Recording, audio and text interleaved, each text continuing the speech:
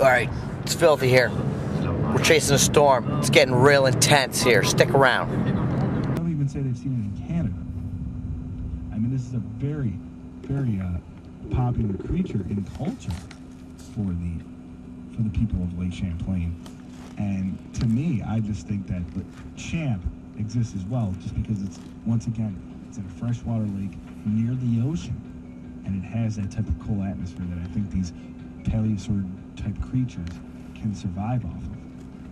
The same general vicinity, you push them all together, they're all right there in that same general vicinity. So I feel you're definitely correct in that. I feel also there are, you know, the rumored underground caverns and whatnot that these creatures can sneak out through.